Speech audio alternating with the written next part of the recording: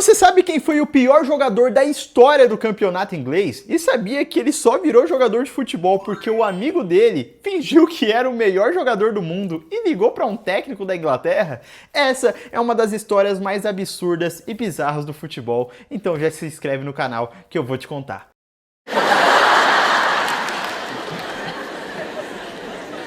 Além um senegalês universitário que jogava ligas amadoras na Alemanha e na Inglaterra, em 1996 teve uma ideia genial. Ele pediu para um amigo dele mandar um trote para o técnico do Southampton e no trote ele iria, na verdade, se passar por George Weah, o jogador do Milan e da Libéria que tinha acabado de ser eleito o melhor jogador do mundo. E o amigo se passou por Weah e indicou a contratação do primo. Ele fez uma ligação tipo, olha, veja aqui, seu técnico, eu sou o George Weah, o melhor do mundo, e meu primo, atacante senegalês, quase tão bom quanto eu, tá aí na Inglaterra, o menino joga bem, joga muito, mas tá sem clube. Eu sei que vocês estão aí quase sem atacante, o que você acha de contratar ele? Aí você tem que colocar no contexto que era 1996.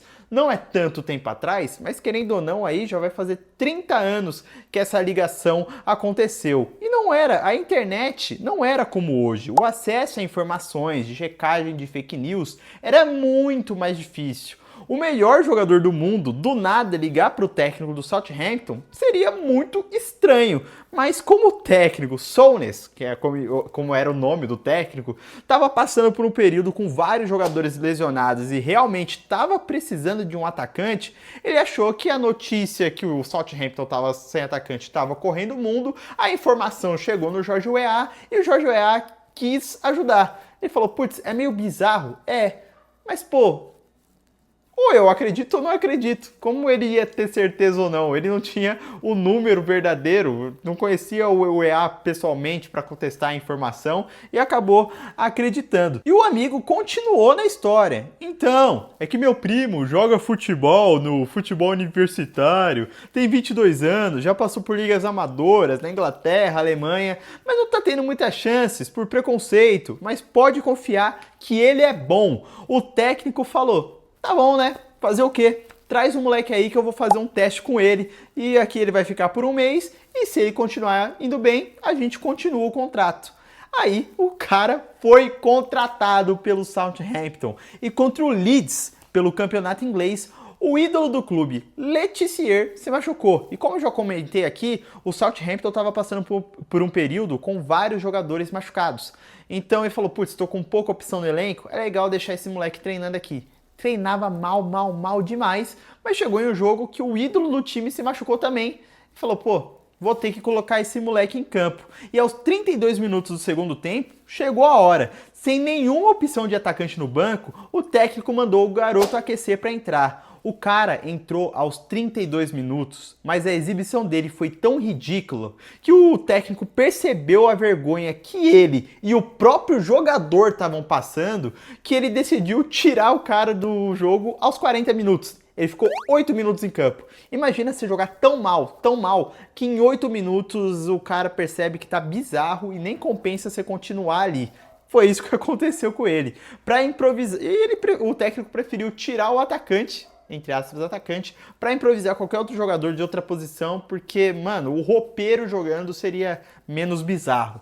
O próprio Le Tissier declarou, né? Aquilo foi inacreditável. Ele parecia o Bambi correndo no gelo. Foi extremamente vergonhoso de assistir. Foi uma situação bastante bizarra. No dia seguinte, do jogo do Leeds, ele foi ao clube, o Le Tissier foi no clube para tratar a lesão, mas nunca mais viu o jogador lá. O cara que mentiu, que contou essa história, nunca mais apareceu no clube. Ele ficou 8 minutos em campo, mas foi tempo suficiente para ser lembrado como o pior jogador da história. Se bem que, de fato, nem jogador ele era. Mas a partir do momento que você assina um contrato, tem seu nome ali no BID aqui no Brasil, né, no boletim informativo desportivo, você entra em campo, não interessa se você é muito bom, se você é muito ruim, se você é mediano, você oficialmente pode falar que foi jogador. E aconteceu com o cara. O problema é que agora ele é conhecido como o pior da história.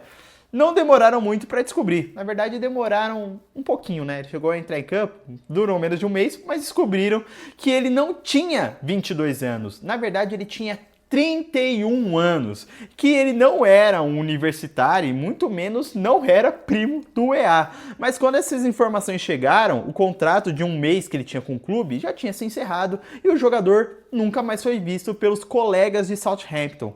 Pegou o salário dele de um mês e foi embora virar uma lenda, uma das maiores lendas da história do futebol, tanto que eu tô contando a história dele aqui.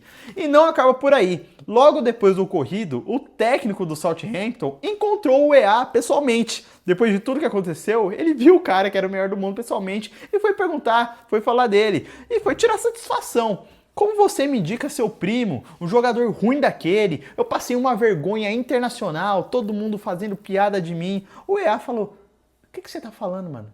Eu nem tenho primo que mora na Inglaterra. Quem que é esse cara? O que você tá falando? O EA nem sabia da história. Mas você acha que o cara desistiu do futebol, mesmo que o futebol tenha desistido dele? Não. A Lidia foi insistente e continuou tentando a carreira, mas ali sempre contando suas famosas mentirinhas, né? O que ele fez? Ele se formou em economia e administração, ou seja, a primeira mentira que ele contou, ele conseguiu tornar verdade, ele realmente virou um universitário e conseguiu ainda jogar em 2 times amadores da Inglaterra, que com certeza, aí eu vou até abrir aqui uma mentalidade, com certeza esses times da Inglaterra contrataram ele pela zoeira, mano. Porque se esse cara joga no Brasil, consegue enganar um técnico brasileiro, consegue entrar em campo, tem histórias parecidas que aconteceram aqui, e o cara joga 8 minutos, se eu tenho um time de várzea, eu contrato ele só pela brincadeira, só pra ele jogar um joguinho que não tá valendo nada, ou que a gente tá goleando, coloca esse cara em campo pela zoeira, mas vai ser legal. Putz, olha, mano, os ingleses foram bem demais aí, os times que contrataram o cara vocês foram fera.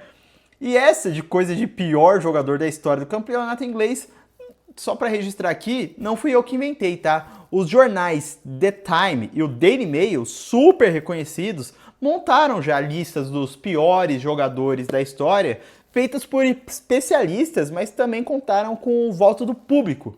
E o cara sempre é citado lá, né? Em qualquer lista. Se você for entrar no Google agora, você vai achar ele na lista de piores jogadores da história. E essa é a história de Ali Dia. E eu espero que algum dia eu tenha uma história na Premier League tão boa para contar como ele tem para contar para os amigos dele lá em Senegal ou na Inglaterra, não sei onde ele tá morando agora. Mas para isso, eu vou ter que te fazer um pedido. Para eu ter uma grande história da Premier League, pessoal, para contar que eu, fui o pior jogador da Premier League, cobri a Premier League, entrevistei um jogador, fiz sei lá o quê, você vai ter que curtir, você vai ter que seguir, você vai ter que comentar, você vai ter que compartilhar, porque agora você sabe a história do pior jogador da história do campeonato inglês. Fechou? Tamo junto e até o próximo vídeo.